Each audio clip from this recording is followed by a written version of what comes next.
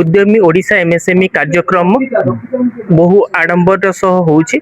आमर एठी मूल लक्ष्य होउछि जे ओडिशा रे केते एमएसएमई ग्रोथ हेइछि ताकू प्रमोट करिबा एवं आगामी दिनर पीढ़ी को आमे एमएसएमई विषय रे सचेतनता कराई केमती स्टेट आगु को जाई परिवो ता विषय भी आमे ध्यान दबा। आज पैरेलली स्टेट रे मध्य मुख्यमंत्री श्रीयुत मोहन चरण माझी द्वारा भी यही कार्यक्रम अनुष्ठित होउछि पैरेलली।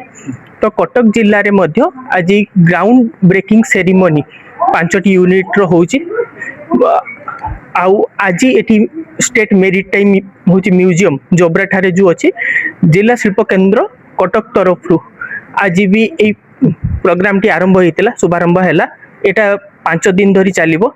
एही प्रोग्राम रे 20 गोटी स्टॉल भी लागिछि जोथिरे कि हमर लोकल एमएसएमई माने तांकर प्रोडक्ट गुडी को डिस्प्ले करूचंती एवं लोकन को आकृष्ट करूचंती जे तांकर प्रोडक्ट सेलिंग पई एवं अन्य मानक पई गोटे एग्जांपल हेइचंती जदी आगामी दिन से माने जदी किछि एमएसएमई कले तो तांकर भी प्रोडक्ट आमे एठी शोकेसिंग भी करि परिबा।